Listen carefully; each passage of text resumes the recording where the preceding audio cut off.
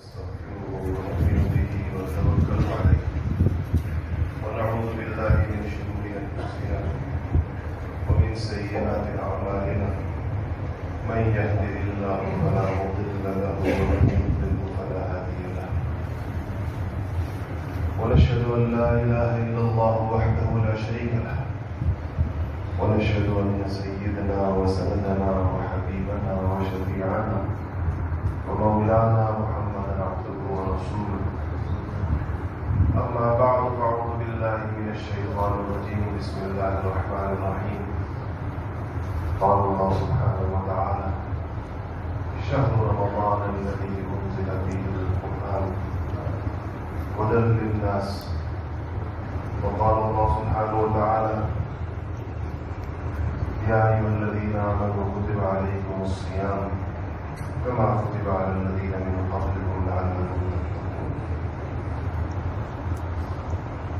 تتقون. اللهم صل على سيدنا محمد وعلى آل سيدنا محمد وبارك على سيدنا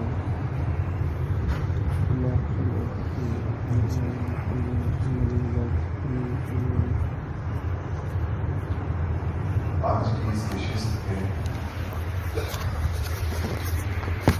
دو مقاصد ہے روٹین کی مجلس سے ہٹ کر. جیسا کہ آپ حضرات کو پتہ ہی ہے کہ الحمدللہ ہفتے کے دن تو مجلس ہوتی ہے, مستورات بھی تشریف لاتی ہیں اور آپ لوگ بھی آتے ہیں, لیکن اس مجلس کے دو مقاصد اور بھی تھے. ایک تو یہ کہ انشاءاللہ 2 دن کے بعد رمضان المبارک آ رہا ہے, اللہ تعالیٰ کے اس تک پہنچاتے آپ کی فضل. اور دوسرا یہ کہ کچھ چیزیں ایسی ہیں جو ہمارے ان ساتھیوں کے لیے خاص طور پر ہیں جن کا اصلاحی تعلق ہے, اور مجھے اس بات کا بہت شدت کے ساتھ احساس ہوتا ہے کہ اصلاحی تعلق والے ساتھیوں کو اس تعلق کے تقاضے معلوم نہیں ہوتے, اس لیے اس کا فائدہ نہیں ہوتا جس طرح ہونا چاہیے. ان دونوں چیزوں پر مختصر سی بات ہوگی انشاءاللہ مجلس ہوگی. پہلی چیز جو فوری ہے اس پہ بات کرتے ہیں, اور وہ یہ کہ اللہ پاک کا انتہائی فضل و کرم ہے کہ ہمیں رمضان کے قریب پہنچا دیا. اس بات کی تو ضمانت کسی کے پاس نہیں ہے کہ رمضان تک کون پہنچے گا, کیونکہ ابھی 2 دن باقی. ان 2 دنوں میں بھی لاکھوں لوگ دنیا سے رخصت ہوں گے, پوری دنیا سے مسلمان لاکھوں کی تعداد, اور یہ سارے وہ ہوں گے بیچارے جو رمضان کی دہلیز تک پہنچ گئے لیکن رمضان میں داخل نہیں ہو سکے. آج بھی آپ دیکھیں گے چاروں طرف بہت سارے لوگ, آج انتقال ہوا ہوگا, کل ہوگا, پرسوں ہوگا. اسی لیے نبی کریم صلی اللہ علیہ وسلم رمضان سے 2 مہینے پہلے یہ دعا مانگنا شروع کر دیتے تھے کہ اللہ ہمیں رمضان تک پہنچا دے, کیونکہ یہ اپنی مغفرت کا ایک سنہری موقع انسان کو ملتا ہے. ایک تو ہم دہلیز تک پہنچ گئے ہیں. ہماری زندگی میں اس سے پہلے بہت سارے رمضان گزرے, جس نے جتنی زندگی گزاری ہے, جس کی جتنی زندگی ہے, اس میں بچپن کے 12-13 سال نکال دیجیے, اور اس کے بعد سے یہ سارے رمضان اپنی زندگیوں میں دیکھیں اور آئے ہیں اور گزرے ہیں. لیکن سچی بات یہ ہے کہ ہم اس رمضان کو وصول نہیں کر سکے. اس رمضان کے جو نتائج اور جو فوائد ہماری زندگیوں پر ہونے چاہیے تھے وہ نہیں مرتب ہو سکے. قرآن شریف میں احادیث سے واضح طور پر پتہ چلتا ہے کہ رمضان کا مہینہ اس لیے آتا ہے کہ انسانوں سے اللہ جل شانہ نے جس تقوی کا مطالبہ کر رکھا ہے, اللہ تعالیٰ کو جیسا تقوی انسانوں سے چاہیے اس کی راہ ان کے لیے آسان کر دی جائے. پورا ان کے لیے ایک ایسی فضا اور ایک ایسا ماحول بنا دیا جائے رمضان میں کہ وہ تقوی کا حصول جو عام دنوں میں مشکل کام ہوتا ہے, جس میں عام دنوں میں رکاوٹ زیادہ ہوتی ہے, اور یہ رکاوٹ ہوتی ہے ایک مسلمان کے لیے رکاوٹ کیا ہے اس کا نفس ہے اور شیطان ہے، اور ان دو رکاوٹوں کے ہوتے ہوئے انسان کے لیے ان درجات کا حصول مشکل ہوتا ہے جو عام دنوں میں، جو رمضان میں اللہ تعالیٰ آسان فرما دیتے ہیں۔ لیکن اگر انسان اس رمضان کو ویسے استعمال کرے اور ویسے اس کا ایک ایک لمحہ اس طریقے کے ساتھ گزارے جیسے کہ اس کو گزارنا چاہیے۔ دیکھیے اگر اللہ نے عافیت رکھی اور رویت ہلال ہوئی تو منگل کی شام کو، مطلب منگل کی مغرب کا جو سورج غروب ہوگا تو زیادہ امکان اس بات کا ہے کہ رمضان کا آغاز ہو جائے گا انشاءاللہ۔ اور یہ 29 دن یا 30 دن کا ایک مہینہ ہوگا، اس مہینے کا ہر لمحہ اس قدر قیمتی ہے کہ باقی پورے سال کی کوئی چیز بھی اس کے ساتھ برابر نہیں ہو سکتی۔ دیکھیں اس سے بڑی بات کیا ہوگی کہ کہا گیا کہ اگر ایک انسان فرض روزہ چھوڑ دے کسی بھی وجہ سے اور پھر وہ بعد میں اس کی قضا کرنا چاہے تو ویسے تو ایک روزے کی قضا میں ایک ہی روزہ رکھا جاتا ہے، جب بندہ وہ رکھ لیتا ہے تو اس کے ذمے سے فرض ساقط ہو جاتا ہے، لیکن فضیلت کا فرق اتنا زیادہ رہ جاتا ہے کہ حدیث میں آیا کہ اگر وہ باقی اپنی ساری عمر بھی روزے رکھتا رہے تو اس ایک روزے کی فضیلت کو نہیں پہنچ سکتا۔ ساری عمر، اگر کوئی 60 سال زندہ رہا ہے، کوئی 50 سال زندہ رہا ہے، یہ سارا دور وہ صوم کی حالت میں گزار دے، اس ایک روزے کی فضیلت کو نہیں پہنچ سکتا جو رمضان کے مہینے میں انسان رکھے تو اس کو اللہ جل شانہ عطا فرما دے۔ پھر اس میں ایک تو بخشش کے وعدے ہیں اللہ تعالیٰ کے، اس میں ایک تو آسمان سے رحمتیں ہیں، برکتیں ہیں، پھر اس میں شب قدر ہے اور اس میں فرض رمضان ہے، اس کا ایک اجر و ثواب ہے۔ یہ واحد ایک ایسی عبادت ہے کہ اللہ جل شانہ نے اس کے پورے اجر کو ناپ کر بتایا نہیں۔ باقی چیزیں جس طرح مقدار کے اندر یعنی کوانٹٹی کے اندر اجر بتا دیا جاتا ہے کہ اتنی لاکھ نیکیاں ہیں، اتنی چیزیں ہیں، رمضان کے بارے میں اللہ جل شانہ کا فرمان یہ ہے کہ الصوم لی، کہ روزہ میرے لیے ہے۔ اور اب یہ سوال پیدا ہوتا ہے کہ پھر اس پر ملے گا کیا؟ فرمایا کہ بس اس کا اجر میں دوں گا، اور میں دوں گا تو لوگوں سے پر یہ چھوڑ دیا گیا ہے کہ وہ اس بات کو خود ہی سوچے کہ اللہ جل شانہ کے شایان شان اجر کیسا ہو سکتا ہے۔ اور ظاہر بات ہے کہ انسانی عقل اس کو نہیں پہنچ سکتی، جو حدیث شریف میں آتا ہے کہ جو جنت کی نعمتیں ہیں اس تک انسانی عقل اور انسانی دماغ اور انسانی سوچ کا اس کو ادراک نہیں ہو سکتا، نہیں ہو۔ تو روزے کے اجر کو بھی اسی طرح چھوڑ دیا گیا، جس طرح نبی کریم صلی اللہ علیہ وسلم نے فرمایا حدیث قدسی کے اندر کہ اللہ تعالیٰ نے فرمایا کہ صائم کے لیے 2 خوشیاں ہیں، فرحتان ہیں۔ ایک فرحت اس وقت جب وہ افطار کرتا ہے، اس کو ظاہر بات ہے کہ اس کی جو روزے کی پیاس ہوتی ہے اور جو اس کی بھوک ہوتی ہے وہ ساری اس کی سوچ ختم ہو جاتی ہے، تو ایک راحت اور ایک فرحت تو انسان کو ملتی ہے۔ دوسری فرحت کا فرمایا وہ ہوگی جو جب اللہ جل شانہ سے اس کی ملاقات ہوگی، اس وقت اللہ پاک اس کو دیں گے۔ وہ کیا ہوگی اس کی تفصیل نہیں بیان کی گئی۔ یہ روزے کے غیر معمولی اجر کی طرف، ان چیزوں کی طرف اشارہ ہے۔ تو ایک تو اجر ہے، اس میں بے شمار احادیث اس کے اوپر موجود ہے۔ ایک یہ تربیت کا ایک طریقہ ہے، یہ نظام تربیت ہے رمضان پورا کا پورا، اگر اس کو اس طریقے کے ساتھ گزارا جائے۔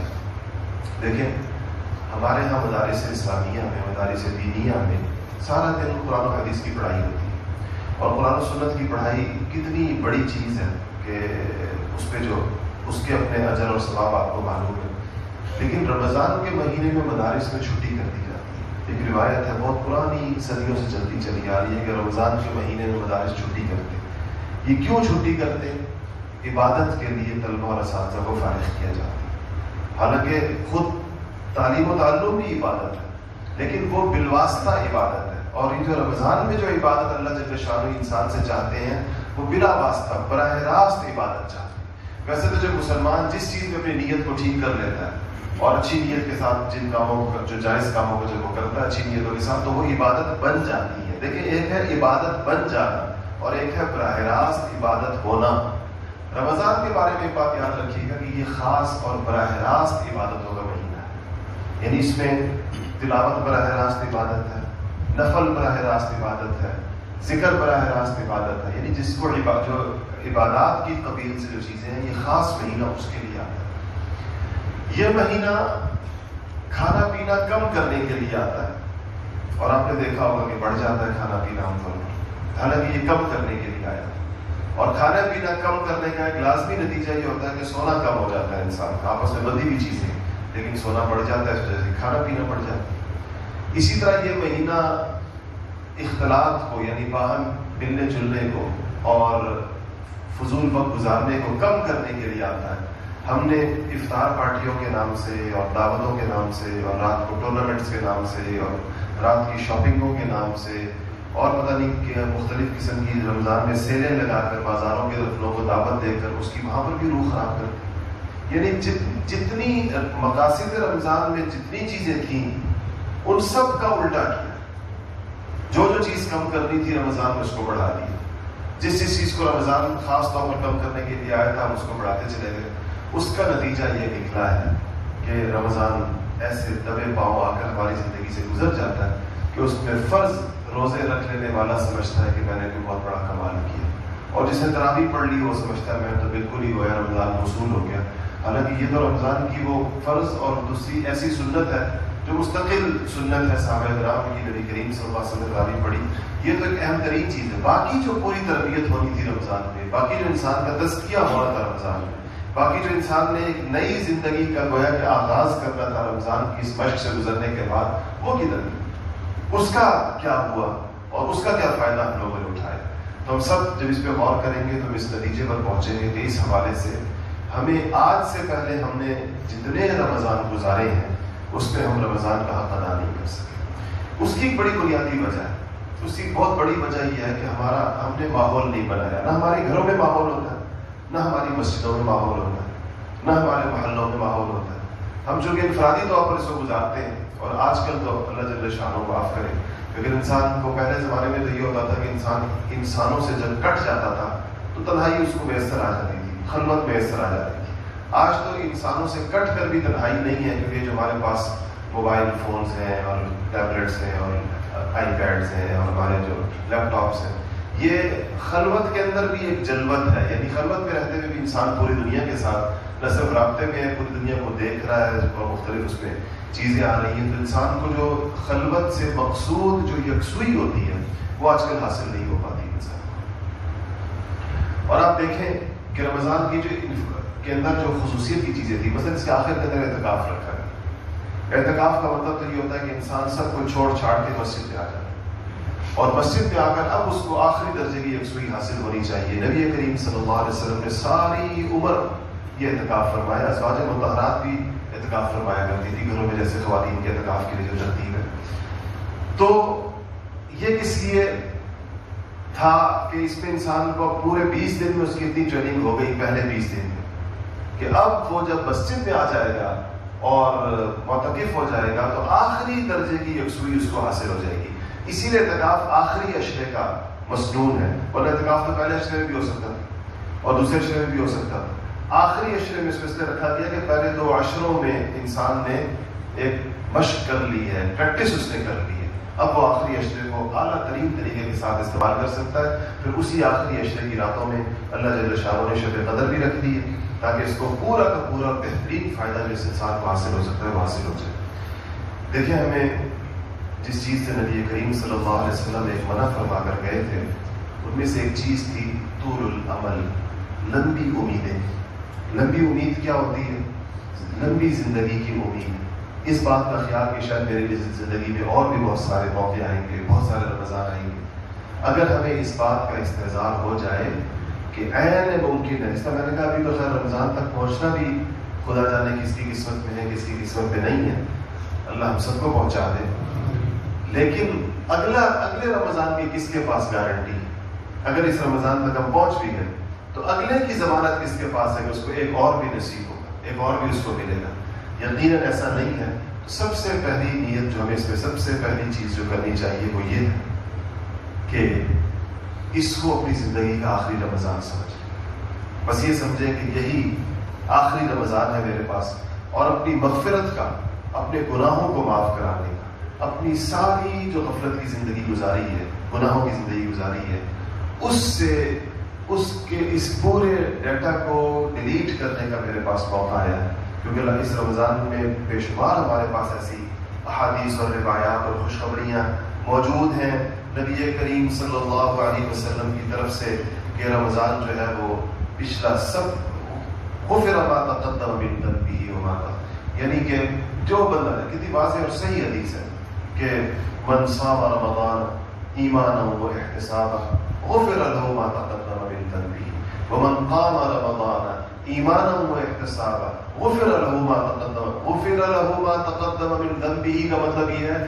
کہ آج سے پہلے اس سے جتنے گناہ ہوئے اللہ جل شانہ کو معاف فرما دے گا۔ یہ اپنے آپ کو پاک اور صاف کرنے کا کتنا بڑا موقع ہے کہ بشرطے کہ انسان ایمان اور احتساب کے ساتھ روزہ بھی رکھے اور قیام تراویح بھی کرے اور ان 24 گھنٹوں کے اوقات میں سے زیادہ اوقات کو عبادت کے لیے استعمال کرے۔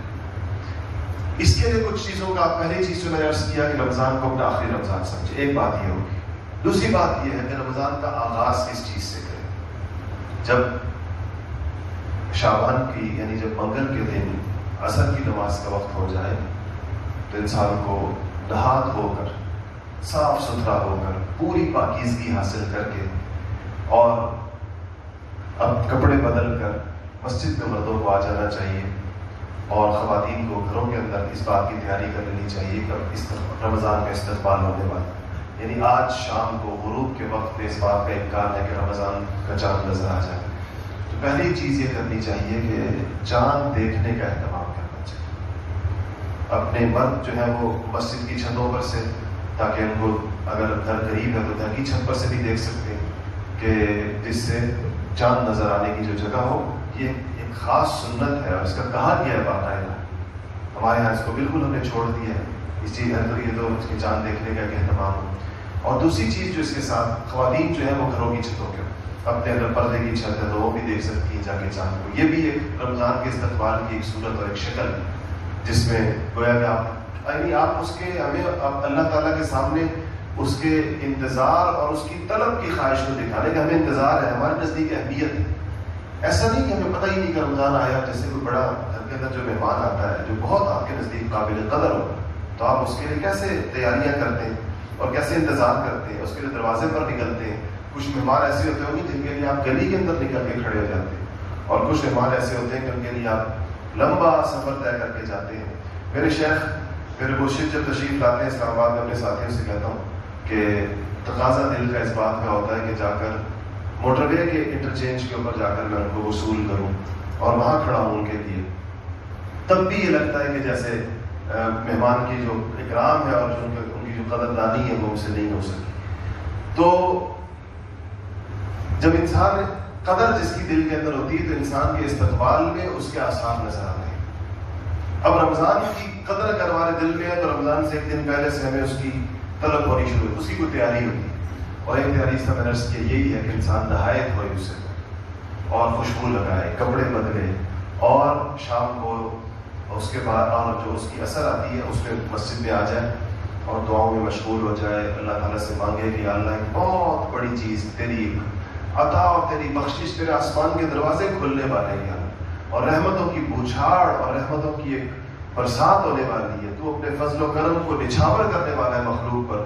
یا اللہ ایسا نہ ہو کہ رحمت کی اس برسات کے اندر میں محروم رہ جاؤں، کوئی میرے ایسے گناہ نہ ہو، میرے اوپر کوئی ایسے وبال اور نحوست نہ ہو کہ سارے لوگ تو اس سے تر بتر ہو جائیں، سارے لوگ تو اس رحمت پہ کی بارش میں بھیگ جائیں، میں ویسے کا ویسا سوکھا کھڑا رہ جاؤں، میں ویسے اس کو وصول ہی نہ کر پاؤں۔ اس بات کا خدشہ ہوتا ہے یا نہیں ہوتا؟ ہر انسان کو اس کا ڈر ہونا چاہیے، نہیں ڈر ہونا چاہیے۔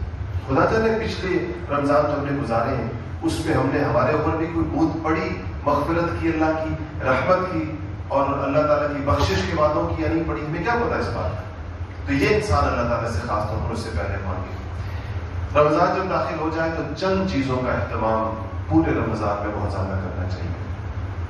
ان میں سے ایک تو یہ ہے، فرض روزہ تو سب کو معلوم ہے، تراویح کے بارے میں یاد رکھیے گا کہ 2 سنتیں ہیں تراویح کی الگ الگ، دونوں کو پورا کرنا چاہیے۔ ایک سنت ہے تراویح میں الف لام میم سے لے کر والناس تک پورا قرآن سننا لفظاً لفظاً، کوئی لفظ اس میں سے رہ نہ جائے، کوئی حرف اس میں سے رہ نہ جائے، پورا قرآن شریف سننا تراویح کے اندر یا پڑھنا یا سننا، یہ ایک سنت ہے۔ اور رمضان کی ہر رات کے اندر تراویح پڑھنا، چاہے قرآن پاک ختم ہو جائے ہو سکتا ہے قرآن پاک 15 دن میں آپ ختم کر دیں، 20 دن میں کر دیں، 22 دن میں کر دیں، 25 دن میں کر دیں. اس کے بعد بھی جو راتیں رہتی ہیں ان راتوں میں بھی تراویح پوری پڑھنا، 20 رکعت پوری تراویح پڑھنا جو مسنون ہے، یہ ایک اہتمام ہے تراویح کا. یہ تو کرنا چاہیے لازماً، یہ تو سنت موقدہ کے قبیل سے. دوسری چیز جو رمضان میں اس کے ساتھ کرنی چاہیے وہ یہ کہ 4 نوافل ہیں جن کو رمضان میں اہتمام کے ساتھ پڑھنا چاہیے نمازوں میں، کم سے کم 4. مغرب کی نماز کے بعد 6 رکعت صلاۃ الاوابین،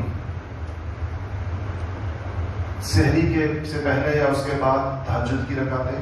تہجد کی رکعتیں بہتر یہ ہے کہ 12 پڑھی جائیں، 12 رکعتیں، اور 12 نہ ہو تو کم سے کم 8 ضرور انسان پڑھے.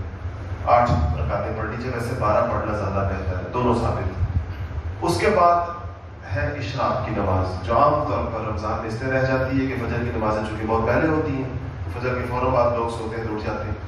اس کے بعد ہے چاشت.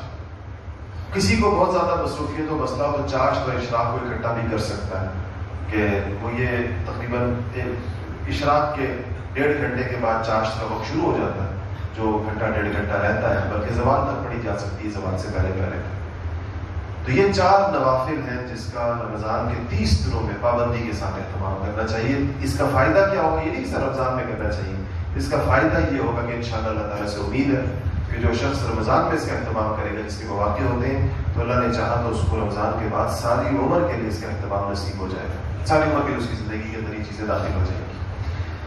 تیسری چیز رمضان کے اندر جو بہت کثرت کے ساتھ ہے، جس کی ضرورت ہے، وہ ہے تلاوت قرآن. شهر رمضان الذي انزل فيه القرآن هدى للناس وبينات من الهدى والفرقان. قرآن کو رمضان کے ساتھ ایک خاص مناسبت ہے. اللہ نے اسی لیے نزول قرآن کے لیے رمضان کے مہینے کو پسند فرمایا. خوش قسمت لوگ ہوتے ہیں، خواتین بھی بعض خوش قسمت ہوتی ہیں، کثرت کے ساتھ تلاوت کرتی ہیں. شیخ الحدیث مولانا محمد زکریا صاحب رحمۃ اللہ علیہ ہمارے دادا پیر ہیں، میرے شیخ کے شیخ، فرماتے ہیں کہ میری دادی صاحبہ کا معمول تھا رمضان میں روزانہ 40 سپارے پڑھنے کا. ایک قرآن ختم کرتی تھی اور 10 سپارے اوپر سے پڑھتی تھی. 40 سپارے، حافظہ تھی بڑی زبردست قسم کی. شیخ کی ساری بیٹیاں، فرمایا میری بیٹیاں جو ماشاءاللہ ساری کی ساری قرآن کی حافظہ ہیں، وہ گھر کے سارے کام کاج کے ساتھ اور 20 لوگوں کی افطاری کی تیاری کے ساتھ، مہمان بڑی کثرت کے ساتھ ہوتے تھے، اس کے ساتھ ساتھ ان سارے کاموں کے ساتھ ساتھ 20 سے 25 سپارے قرآن کے آرام سے پڑھ لیتی ہے. آپ سمجھے نا، یہ ان گھروں کا. شیخ کا اپنا معمول کیا تھا، فرماتے ہیں کہ میں تو جو 12 میں نے رات کو سنانا ہوتا ہے تو دن میں اس کو 30 دفعہ سناتا ہوں، پڑھتا ہوں. کچھ خود پڑھتے تھے، کچھ سناتے تھے. تو کہتے ہیں اس 30 پاروں کا مطلب ہے کہ قرآن روز ہو جاتا تھا. تو کہا اپنے ایک بڑا دلچسپ قصہ لکھا ہے کہ ایک صاحب آئے تھے میرے پاس ملنے کے لیے، رمضان میں آگے گئے ملنے کے لیے. تو ان شیخ کا تو 1 منٹ بندھا ہوا تھا ایک معمول کے اندر. تو کہتے ہیں وہ صاحب مجھ سے کوئی معمولی سی بات کرنے آئے تھے، ان کو وقت ہی نہیں مل رہا تھا کہ مجھ سے کس وقت میں بات کریں، کیونکہ میں قرآن سناتا تھا، پھر خود پڑھتا تھا، پھر کسی کو سناتا تھا، پھر خود پڑھتا تھا، پھر کسی کو سناتا تھا خود. وہ میرے پیچھے پیچھے پھرتے رہے. کاندلے سے آئے تھے، شیخ کے گاؤں سے سہارنپور آئے. شیخ کا اپنا علاقہ تو کاندلا تھا اور پڑھاتے تھے اور رہتے تھے سہارنپور میں، مظاہر میں پڑھاتے تھے. تو کہا کہ ایک پورا دن ان بیچاروں کو ایسا گزر گیا جس میں وہ وقت ڈھونڈتے رہے جسے مجھ سے بات کریں. تو کہا کہ جاتے ایک دم جب دیکھا کہ وقت نہیں مل رہا تو ایک دم پھٹاک سے دروازہ کھولا اور میرے کمرے میں آیا اور مجھ سے کہا کہ یہ رمضان ہمارے ہاں بھی آتا ہے مگر ایسے بخار کی طرح نہیں آتا جس طرح آپ کے آتا ہے. مطلب کوئی اس میں گفتگو ہوتی ہے، کوئی بات چیت ہوتی ہے، کوئی مہمان کے ساتھ بات ہوتی ہے. یہ ہمارے یہاں بھی رمضان آتا ہے، اس طرح نہیں آتا جس طرح آپ کے آتا ہے. مختصر سی بات کرنی تھی، نہیں کرتا، رمضان کے بعد آ کے کروں گا. دروازہ بند کیا اور گئے. میں نے بھی پیچھے سے آواز نہیں دی کہتے. تو یہ ہمارے یہاں بزرگوں کا معمول. آپ ایک کتاب ہے، میں انشاءاللہ وہ اسلامی تعلق والے گروپوں میں شیئر کر دوں گا اور اس کا نام ہے، اگر آپ کو مل جائے تو خرید بھی لے، پتہ نہیں یہاں ساتھیوں کے پاس ہے یا نہیں ہمارے، اس میں اکابر کا رمضان. کیا نام ہے کتاب کا؟ اکابر کا رمضان. وہ ہمارے شیخ الحدیث مولانا زکریا صاحب رحمۃ اللہ علیہ نے بڑے اہتمام کے ساتھ، حضرت شیخ الہند رحمۃ اللہ علیہ، حضرت مولانا اشرف علی تھانوی رحمۃ اللہ علیہ، حضرت مدنی رحمۃ اللہ علیہ، بڑے حضرت رائے پوری رحمۃ اللہ علیہ، چھوٹے حضرت رائے پوری رحمۃ اللہ علیہ، ان حضرات کے رمضان کی تفصیل لکھی. یہ رمضان کیسے گزارا کرتے تھے. آپ اس کو پڑھیں تو آپ کو اندازہ ہوگا کہ واقعی ہمارا رمضان کیوں ضائع ہوتا رہا آج تک. ہم نے تو آپ سوچیں گے کہ ہم نے تو رمضان گزارا ہی نہیں کبھی زندگی کا. ہم نے تو رمضان کو عام 11 مہینوں سے بھی زیادہ غفلت سے گزارا ہے، کیونکہ ہم زیادہ سوئے اس کے اندر. سونا غفلت کی نشانی ہے. جو ضرورت سے زیادہ سونا تو غفلت ہے. ضرورت سے زیادہ کھانا غفلت کو دعوت دینے والا ہے. اور ضرورت سے زیادہ انٹرٹینمنٹ ہر قسم کی، چاہے وہ افطار پارٹی کے نام پر ہو، چاہے وہ کسی اور چیز کے نام پر ہو، چاہے وہ رات کے ٹورنامنٹس ہو، وہ شاپنگز ہو، وہ بازاروں میں گھومنا پھرنا ہو، راتوں کو جاگنا ہو. اللہ نہ کرے راتوں کو اتنی نحوست والا معمول تو کسی نہ ہو کہ راتوں کو فلمیں دیکھنا ہو یا دن کو فلمیں دیکھ کر وقت گزارنا ہو. یہ تو رمضان کی شدید ترین توہین اور اس کے اوقات کی انتہائی بربادی ہے. انسان اس کے اوقات کو ضائع کرنے والی بات. ان چیزوں سے تو اس کے لیے ہمیں چاہیے ماحول کہ ہم عبادت گزاروں کے ماحول میں دیکھیں. وہ حدیث شریف میں آتا ہے، اس دن میں نے وہ رات کے جو ہمارے آن لائن لیکچر ہوتے ہیں اس کے اندر سنائی بھی صحیح ہے حدیث. ایک شخص تھا، نبی کریم صلی اللہ علیہ وسلم نے بتایا کہ ایک شخص تھا پچھلی امتوں میں، تو اس نے قتل کیے تھے 99. تو وہ چلا گیا کسی راہب کے پاس، کسی سے اس نے پوچھا کہ زمین پر سب سے نیک آدمی کون ہے، میں اس سے پوچھوں کہ میرا توبہ کی کیا صورت ہوگی، توبہ کا دل چاہتا ہے. 99 قتل کر چکا. تو کسی نے ایک راہب کا پتہ بتایا. اب راہب عبادت گزار تو تھا لیکن عالم نہیں تھا، تو عالم نہ ہونے کی وجہ سے بندے کو مسئلہ صحیح نہیں پتا ہوتا. تو وہ گیا راہب کے پاس، پوچھا کہ جی میں نے 99 قتل کیے ہیں، تو میرے لیے کوئی صورت ہے توبہ کی؟ اس نے کہا کوئی صورت نہیں ہے. اس نے اس کو بھی قتل کر دیا. کہا 100 برے ہو. اس کو بھی قتل کر دیا. صحیح حدیث میں باقاعدہ بخاری شریف کی روایت. اس کو جب اس نے قتل کر دیا 100 پورے ہو گئے. پھر اس نے دوبارہ لوگوں سے پوچھا کہ کوئی اور ہے بندہ جس کے پاس میں مسئلہ پوچھوں؟ تو کسی نے کسی فقیہ کی طرف اشارہ کیا. فقیہ سمجھتے نا اس کو، مسئلے کو سمجھ، علم کو سمجھتے رکھنے والا. فقیہ کے پاس کس نے کہا وہ فلانا سب سے بڑا آدمی ہے، سب سے بڑا فقیہ ہے. اس کے پاس گیا، اس سے کہا جی 100 قتل، پہلے تو 99 جب 100 ہو گئے، کہا 100 قتل کیے ہیں، کوئی میری معافی کی صورت ہے؟ ان کا ہاں بالکل، اللہ تعالیٰ کی رحمت بڑی وسیع ہے اور اللہ پاک نے توبہ کا دروازہ موت سے پہلے کھلا رکھا ہے. تم اسے 2-3 کام کہے جس کی طرف میں آپ کو توجہ دلانا چاہتا ہوں. اس سے کہا کہ تم اپنی وہ بستی چھوڑ دو جہاں تم نے یہ سارے گناہ کیے ہیں، اس لیے کہ وہ بری بستی ہے، یعنی جہاں پر کوئی تمہیں سمجھانے بجھانے والا نہیں تھا. تم ایک کے بعد ایک قتل کرتے رہے، ایک کے بعد ایک قتل کرتے رہے، اور تمہیں کوئی تمہارا ہاتھ پکڑنے والا نہیں تھا، کوئی تمہیں سجھانے والا نہیں تھا.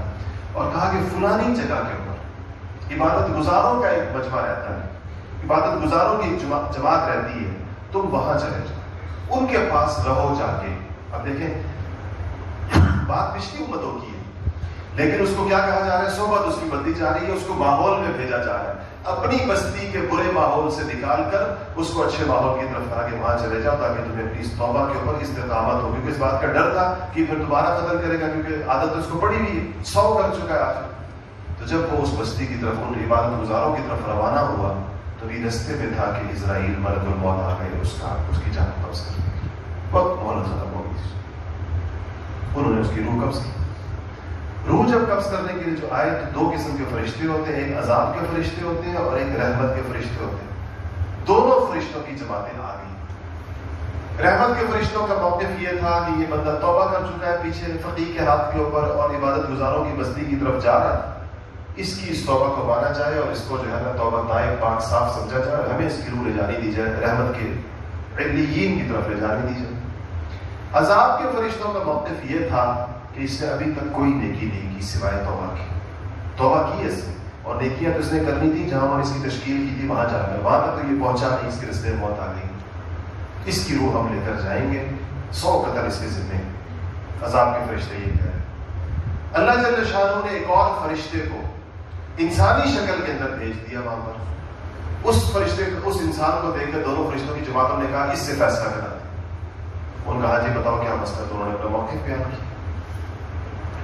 تو انہوں نے کہا کہ اس فرشتے نے اللہ کے حکم سے فیصلہ کیا، کہا کہ زمین ناپ، اگر فقیہ کے پاس سے لے کر جہاں اس کی روح قبض ہوئی ہے یہ جگہ زیادہ ہے تو عذاب کے فرشتے اس کو بے شک لے جائیں، اور اگر توبہ والی جگہ کی طرف اس کی قدم زیادہ بڑھ گئے ہیں تو پھر یہ رحمت کے فرشتے اس کو لے جائیں. یہاں سے روایتیں 2 ہیں. ایک روایت میں حدیث 2، ایک حدیث میں تو یہ ہے کہ جب ناپا کیا تو اس طرف والی زمین جو تھی نا، یعنی جو عبادت گزاروں کی طرف والی، وہ 1 بالشت کم تھی، یعنی یہ زیادہ فاصلہ زیادہ ہو گیا تھا، تو رحمت والے فرشتے کامیاب ہو گئے. دوسری روایت میں یہ ہے کہ زمین کو اللہ تعالیٰ نے حکم دیا، اس طرف والی زمین کو جو اس نے طے کر لی تھی اس زمین کو کہا گیا کہ وہ پھیل جائے، اور جس طرف کی زمین باقی تھی جو سفر اس نے کرنا تھا اس حصے کو حکم دیا کہ سکڑ جا تھوڑی سی، اور جب ناپی گئی تو وہ اس کی طرف والی زمین جو ہے وہ ظاہر کم نکلی، اور یہ طے ہوا کہ بندہ زیادہ قریب آ گیا تھا تو رحمت والے فرشتے اس کو لے کر چلے گئے۔ یہ حدیث نبی کریم صلی اللہ علیہ وسلم نے یہ واقعہ پچھلی امتوں کا کیوں بیان فرمایا صحابہ کو؟ ظاہر بات ہے محدثین اس حدیث کو لاتے ہیں توبہ کے باب کے اندر، توبہ کی فضیلت کے باب میں لاتے ہیں، اور اس میں کہتے ہیں کہ اس میں دوسری یہ حدیث بھی ساتھ لاتے ہیں کہ توبہ کا دروازہ اتنا بڑا ہے توبہ کا دروازہ کہ اگر ایک گھڑ سوار اپنے گھوڑے کو دوڑانا شروع کرے تو 100 سال تک وہ اپنا گھوڑا دوڑاتا رہے گا، توبہ کا دروازہ ختم نہیں ہوگا، اتنا بڑا دروازہ۔ اور کہا کہ یہ کب تک کھلا ہے؟ اس دن تک کھلا ہے جب تک کہ سورج مغرب سے طلوع نہیں ہو جاتا، یعنی روز قیامت تک کھلا ہوا ہے جب بندہ چاہے۔ تو رمضان مبارک کے استقبال کے بعد جو پہلا کام کرنا چاہیے وہ ہے توبہ کا۔ کیا کرنا چاہیے؟ توبہ، اخلاص کے ساتھ توبہ ویسے بھی کرتے رہنا چاہیے، لیکن رمضان میں تو خصوصیت کے ساتھ توبہ اپنی شرائط کے ساتھ، جو توبہ کی 3-4 شرطیں، گناہ چھوڑ دیے جائیں، آئندہ نہ کرنے کا عزم ہو، پچھلے گناہوں میں ندامت ہو، یہ سارا کچھ اس کے ساتھ دوسری چیز ہے۔ تیسری چیز اس کے ساتھ یہ کہ انسان اپنا ماحول بدلنے کی کوشش کرے رمضان میں، خاص طور پر اس کے لیے بہت ضروری ہے کہ نیک ماحول میں کچھ وقت گزاریں، عبادت گزاروں کے ساتھ کچھ وقت گزاریں، نیک لوگوں کے ساتھ کچھ وقت گزاریں۔ اعتکاف کا جو فائدہ ہوتا تھا ہماری اپنی مساجد کے اندر، وہ فائدہ آج اس لیے کم ہو گیا کہ محلے کے لڑکے اور لوگ اپنا ماحول پھر مسجد میں آ کے بنا رہے تھے، موبائل پکڑے ہوئے۔ میں تو بہت عرصہ ہو گیا، زمانہ ہی بیت گیا، مجھے کبھی یاد نہیں ہے اس بات میں، اپنے اعتکاف کو کبھی کیا بھی نہیں، لیکن جو سنتا رہتا ہوں پہلے دیکھا پہلے تو اسے پتہ چلتا تھا کہ اعتکاف بھی جو ہے وہ مذاق بنا دیا لڑکوں نے، 5-6-7 محلے سے آ جاتے ہیں مسجد میں، اور وائی فائی بھی چل رہا ہے اور انٹرنیٹ بھی چل رہا ہے اس کے اوپر، اعتکاف بھی چل رہا ہے، تو ظاہر بات اس کا فائدہ نہیں ہوتا۔ اس کے لیے آپ کو میری تجویز یہ ہوگی کہ اعتکاف کسی اچھے ماحول میں جا کے کریں جہاں آپ کو بہت زیادہ عبادت گزار لوگ نظر آئیں، اور ان کی طرح کی آپ اس میں ان کی ترتیب کے مطابق جو ہے وہ اس کو وقت گزاریں وہاں پر، تاکہ یہ زیادہ سے زیادہ بہتر طریقے کے ساتھ۔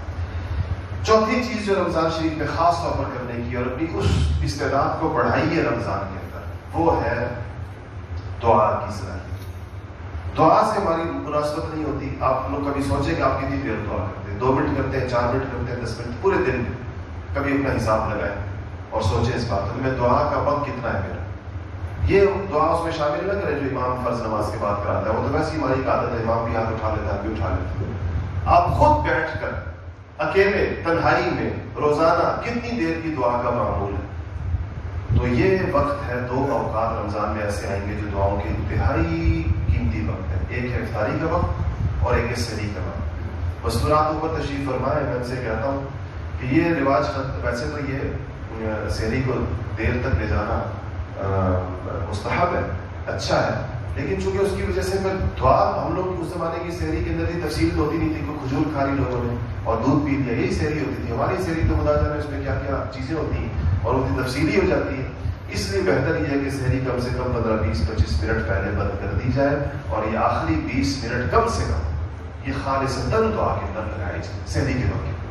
اور افطار میں بھی اسی طرح اس کی عادت بنائیں کہ افطار کے وقت میں خوب بجائے اس کے کہ وہ دسترخوان کے اوپر اہتمام ہو وہاں بیٹھنے کا اور بھاگ دوڑ کرنے کا، اس وقت کو بھی انسان جو ہے وہ دعا کے اندر لگائے۔ 5ویں چیز جو رمضان شریف کے اندر ہے وہ یہ ہے کہ گناہوں سے انتہائی اجتناب، گناہوں سے نظر کی حفاظت کا اہتمام، زبان کی حفاظت کا اہتمام اعلیٰ ترین درجے میں انسان کرے۔ اس کے لیے سوشل میڈیا سے، فیس بک سے، ٹویٹر سے، واٹس ایپ کی ان سے اگر آپ نکل جائیں پورے رمضان کے لیے تو آپ بڑی عافیت میں رہیں گے۔ 1 مہینے کے لیے بند کر دیں، کچھ نہیں ہوتا، دنیا کوئی زیر و زبر نہیں ہوتی۔ اس کو خاص طور پر جن کا اس کا کوئی لایانی قسم کا استعمال ہے، کوئی فائدہ مند استعمال نہیں ہوتا عام طور پر، تو 1 مہینے کے لیے سوچیں کہ یہ چیزیں جو ہے ہم نے ڈی ایکٹیویٹ کر دی ہیں، چھوڑ دی ہیں، تاکہ ہمیں سارا کا سارا وقت مل جائے تلاوت، یعنی اپنا اسکرین ٹائم ان چیزوں کے اوپر جو ہے اس کا حساب لگائیں۔ وہ 4-5 گھنٹے آپ کا روز کا کم سے کم ہوگا، اس کو لگائیں قرآن شریف میں، تب آپ کو اللہ کسی کا کوئی دینی کام ہے جو اس کے اوپر کر رہا ہے، کوئی دینی کام کرنے کی بھی کئی شکلیں ہوتی ہیں، صورتیں ہوتی ہیں، تو ظاہر ہے اس کا کام ہو گیا، ثواب کی چیز ہے، لیکن لایانی میں نے کہا کہ لایانی کا دروازہ جو ہے اسے مکمل طور پر بند ہو جائے۔ ان کم سے کم یہ چیزیں تو اور رمضان شریف کے حوالے سے کافی ساری ہیں، لیکن دل میں یہ تھا۔ پھر ایک بات اور، یہ تو آپ کی عبادات کی بات ہو گئی، ایک چیز اور جو اس میں ضروری ہے وہ یہ ہے کہ خیر خواہی، حضور نے اس کو ایک تو عبادت کا مہینہ فرمایا، ایک فرمایا تھا کہ یہ خیر خواہی کا مہینہ ہے، مواسات کا مہینہ ہے، غم گساری کا مہینہ ہے، لوگوں کی مدد کرنے کا مہینہ ہے، کھلانے پلانے کا مہینہ ہے، اتنا ثواب ہے افطاری کرانے کا، دوسری چیزوں کا، بشرطے کہ رسم و رواج نہ ہو۔ تو اس بات کی کوشش کریں کہ اس میں لوگوں کے ساتھ لوگوں کی خدمت کریں، بغیر رسم کے، بغیر رواج کے، بغیر نام و نمود کے، بغیر نمود و نمائش کے افطاری کسی کو کرا دیں اور لوگوں کو جو ہے وہ غریبوں کی ضرورت پوری کر دیں، زکوٰۃ نکالی جاتی ہے اس کو اہتمام کے ساتھ غریبوں تک پہنچانے کا اہتمام کریں، اور اسی طرح دیگر صدقات کے اندر بھی اس بات کی کوشش کریں۔ یہ رمضان کا ایک خاص اور بھی ایک طریقہ ہے۔ تو یہ تو ہوئی یعنی رمضان میں کرنے والے اپنے انفرادی اور اجتماعی کام۔ دوسری بات جو میں نے آپ سے عرض کرنی تھی وہ ہے اصلاحی تعلق والے ساتھیوں سے خاص طور پر، وہ یہ ہے کہ ہمارے ہاں بدقسمتی سے کچھ شعبے ایسے ہیں، اس بات کو میرے غور سے سنیے گا، باقی حضرات بھی سن رہے ہیں، باقی ملک میں جہاں جہاں بیٹھے ہوئے ہیں چاروں مراکز میں، گاؤں کراچی پشاور، کہ ہمارے ہاں اصلاح و ارشاد کے نظم کو ہم لوگوں نے سمجھا نہیں۔ ہم لوگ یہ سمجھتے ہیں کہ بس کسی بھی کے ہاتھ پر بیعت کر لینا کافی ہو جاتا ہے، اس سے ہمیں دل تسلی ہو جاتی ہے۔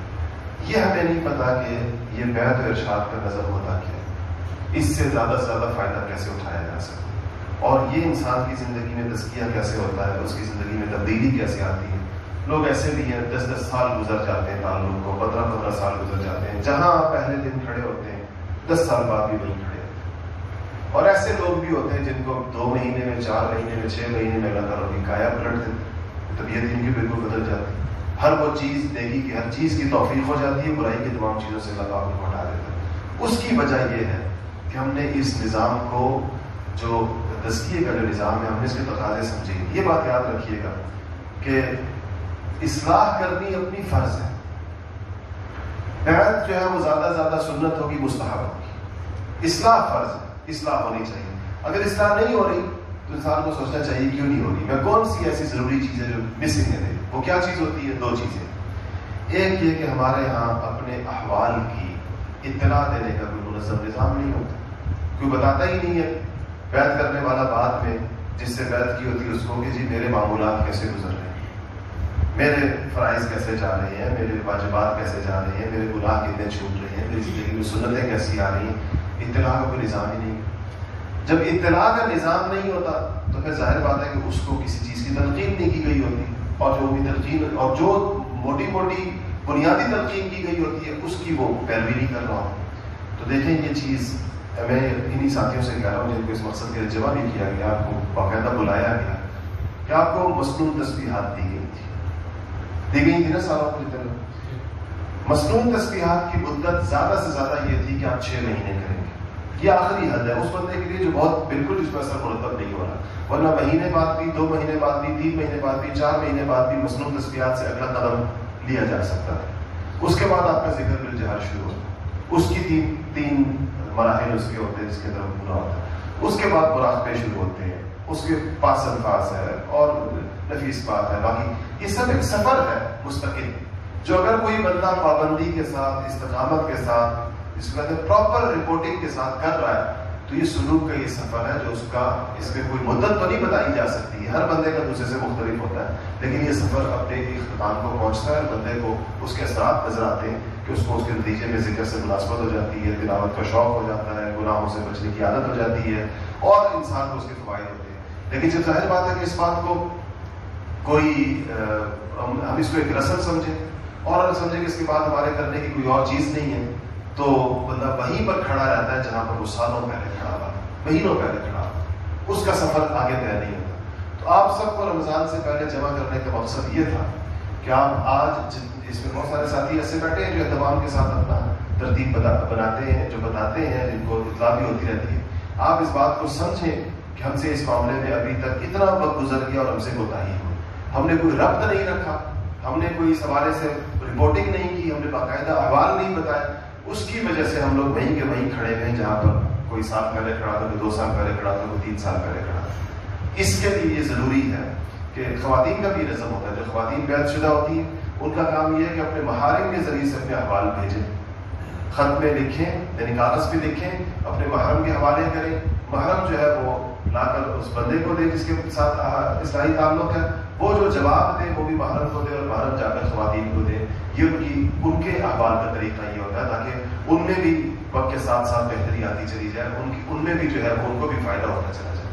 اس لیے جو کوتاہی آج تک ہوئی سو ہوئی، اس رمضان میں جہاں آپ اتنی ساری نیک نیتیں اور کر رہے ہیں اور رمضان کی وجہ سے اللہ جل شانہ کی رحمتوں کی بوچھاڑ اور برسات ہونے والی ہے اور اصلاح و تزکیے کی فضا اور ماحول بننے والا ہے، وہاں پر آپ اثر نو اپنی انفرادی اصلاح کی طرف پھر سے متوجہ ہو جائیں.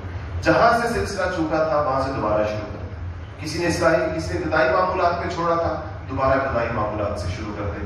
کسی نے ذکر بالجہر کی کسی تصویر پر چھوڑا تھا، وہیں سے دوبارہ سے اپنا سفر رمضان شریف میں اہتمام کے ساتھ کریں اور اس کی اطلاع کریں. اطلاع کا طریقہ یہ ظاہر بات آپ کو پتا ہے کہ میں اکیلا بندہ ہوں، اکیلا ہوں تو میں نہیں کر سکتا اتنے سارے کو. اس کا ہمارے ہمیشہ سے ہمارے بزرگوں کا طریقہ رہا ہے کہ اس کام کو ان کے ساتھ ان کے معاونین ہوتے ہیں جن کو اس کام کی اجازت دی گئی ہوتی ہے اور وہ اس کے ساتھ ان کو اس میں اسسٹ کرتے ہیں، ان کی مدد کرتے ہیں. تو الحمدللہ یہ ہمارے یہاں بھی ساتھیوں کا نظم ہے اور وہ ان ساتھیوں کو بھی ساتھی بھیجتے ہیں معمولات اور وہ روزانہ ان کو بھیجتے ہیں اور پھر وہ ہر عشرے کا بعض صورتوں میں پورے جلدے کا خلاصہ پھر مجھے دکھا دیتے ہیں. اس طریقے کے ساتھ بہت سارے ساتھی اس میں آ جاتے ہیں، اس ضابطے کے اندر آ جاتے ہیں.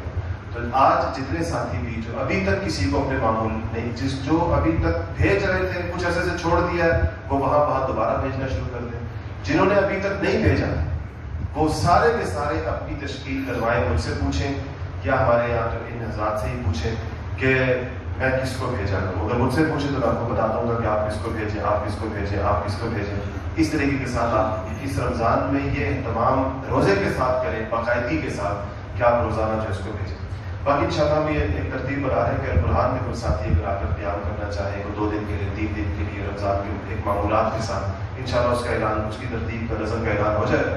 تو آپ چاہیں تو 2 دن کے لیے، 5 دن کے لیے، 10 دن کے لیے، 20 دن کی ترتیب ہوگی رمضان کی، کیونکہ انشاءاللہ اللہ نے چاہا تو 20 رمضان کو یا 19 رمضان یا 20 رمضان کو ہم لوگ یہاں سے جائیں گے سارے اعتکاف کرنے کے لیے گربوغہ شریف، اللہ نے چاہا تو انشاءاللہ.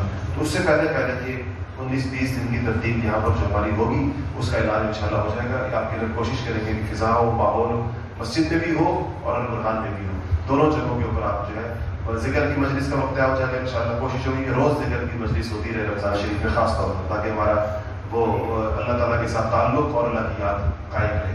ان چیزوں کا آپ خاص طور پر اہتمام کریں. اس میں جو آخری بات میں نے خاص طور پر کی کہ معمولات بھیجنے میں کوئی ایک بندہ بھی کوتاہی نہ کرے اور ضرور اس کے لیے طے کروائے کہ وہ کس کو بھیجے گا. میں اس کو بتا دوں گا، مجھے میسج کر دیں، مجھ سے آ کے مل لیں اور نماز کے بعد مجھ سے ملنے بیٹھیں گے اس سلسلے میں تھوڑی دیر کے لیے، تاکہ آپ کو اس حوالے سے آپ کی تشکیل انشاءاللہ ہو جائے. اسی کوشش کریں گے سارے کے سارے. آخری بات یہ کتاب ہے، اور یہ میں اسلامی تعلق والے ساتھیوں کے لیے خاص طور پہ کہہ رہا ہوں، ایک چھوٹا سا کتاب چاہے رہنمائے سالکین کے نام سے 12-15 صفحات میں 12 صفحوں کا یہ رہنمائے سالکین. یہ آپ سب لے لیں، باہر اسٹال کے اوپر موجود ہوگا اور شاید آپ تو بہت زیادہ لوگ بیٹھے ہیں، تھوڑے سے ہوں گے وہاں پر، لیکن جتنے لوگوں کو مل جائے وہ لے لیں. باقی پھر ان سے لے کے فوٹو اسٹیٹ کرا لیں یا بھائی وقار صاحب سے پوچھ لیں کہ دوبارہ اور کب آئے گا. لیکن یہ آپ لے کر ان 12 صفحوں کو پڑھ لیں ان 2 دنوں کے اندر، تاکہ آپ کو پورا یہ ہمارے شیخ کا، ہمارے مرشد کا لکھا ہوا ہے کہ وہ بندہ جو اپنے تزکیے اور اصلاح کے سفر کو شروع کرنا چاہتا ہے اور اس پہ چلنا چاہتا ہے، اس کو کن ہدایات کا خیال رکھنا چاہیے. اس کے رستہ کیا ہے؟ سالک کہتے ہیں رستے پہ چلنے والا، سالک کہتے ہیں کسی رستے پہ چلنے. رہنمائے سالکین کا مطلب ہے کہ رستے پہ چلنے والے کو جو ہدایات دی جا رہی ہے اس کے مطابق چلے. اللہ تعالیٰ یہ ضرور لیتے جائیے گا اپنے ساتھ. اللہ جل شانہ ہمیں عمل کی توفیق نصیب فرمائے. ہم ذکر ہوئے انشاءاللہ.